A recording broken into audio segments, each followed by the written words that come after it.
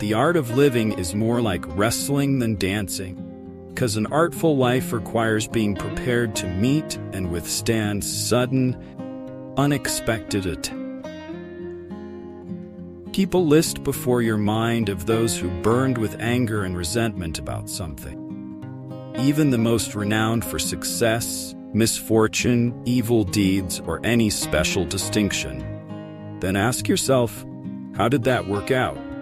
Smoke and dust, the stuff of simple myth trying to be legend. Whenever someone has done wrong by you, immediately consider what notion of good or evil they had in doing it. For when you see that, you'll feel compassion instead of astonishment or rage. Choose not to be harmed, and you won't feel harmed. Don't feel harmed, and you haven't been. Kindness is invincible, but only when it's sincere, no hypocrisy or faking. What can even the most malicious person do if you keep showing kindness and, if given the chance, you gently point out where they went wrong, right as they are trying to harm you? How much time he gains who does not look to see what his neighbor says or does or thinks, but only at what he does himself, to make it just and holy.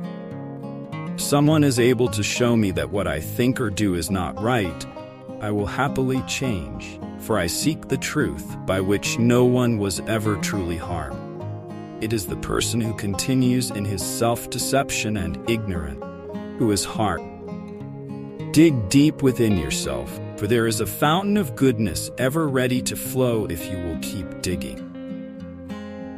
All you need are these: certainty of judgment in the present moment, action for the common good in the present moment, and an attitude of gratitude in the present moment for anything that comes your way. It is essential for you to remember that the attention you give to any action should be in due proportion to its worth.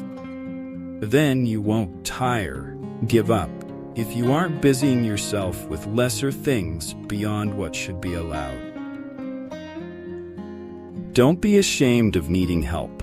You have a duty to fulfill, just like a soldier on the wall of battle.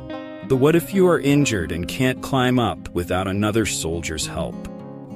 Whatever anyone does or says, for my part, I'm bound to the good. In the same way, an emerald or gold or purple might always proclaim, whatever anyone does or says, I must be what I am, and show my true colors. Pass through this brief patch of time in harmony with nature, and come to your final resting place graceful, just as a ripened olive might drop, praising the earth that nourished it and grateful to the tree that gave it growth.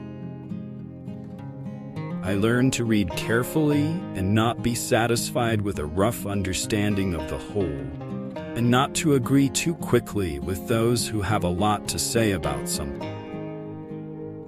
Life is short. The fruit of this life is a good character and acts for the common good. Accept the things to which fate binds you, and love the people with whom fate brings you together. But do so with all your heart. When you arise in the morning, think of what a precious privilege it is to be alive. Breathe, think, to enjoy, to love. You have power over your mind, not outside events. Realize this, and you will find strength. Dwell on the beauty of life. Watch the stars and see yourself running with them. Think constantly on the changes of the elements into each other. Such thoughts wash away the dust of earthly life.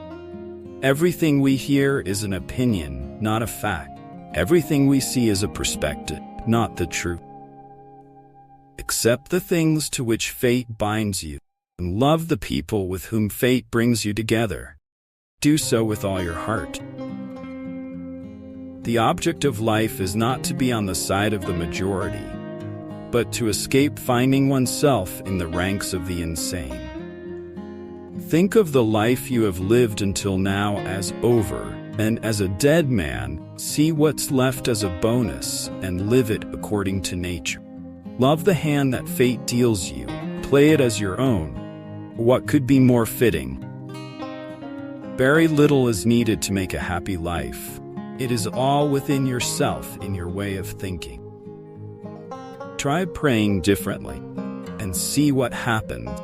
Instead of asking for a way to sleep with her, try asking for a way to stop desiring to sleep with her. Instead of a way to get rid of him, try asking for a way to not crave his demise.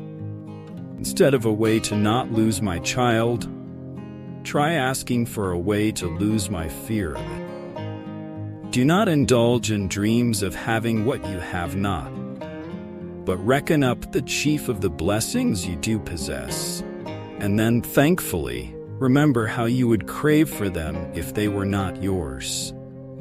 I have learned to read with diligence, not to rest satisfied with a light and superficial knowledge, nor quickly to assent to things commonly spoken of. It is the responsibility of leadership to work intelligently with what is given, and not waste time fantasizing about a world of flawless people and perfect choices. The mind freed from passions is an impenetrable fortress. A person has no more secure place of refuge for all time. That cucumber is bitter, so toss it out. There are thorns on the path, then keep away. Enough said. Why ponder the existence of nuisance? Give thyself leisure to learn some good thing, and cease roving and wandering to and fro. You have been formed of 3 parts, body, breath, and mind. Of these, the first 2 are yours, insofar as they are only in your care. The third alone is truly yours. Don't return to philosophy as a taskmaster, but as patients seek out relief in a treatment of sore eyes or a dressing for a burn or from an ointment. Regarding it this way, you'll obey reason without putting it on display and rest easy in its care. Never let the future disturb you. You will meet it, if you have to, with the same weapons of reason which today arm you against the present.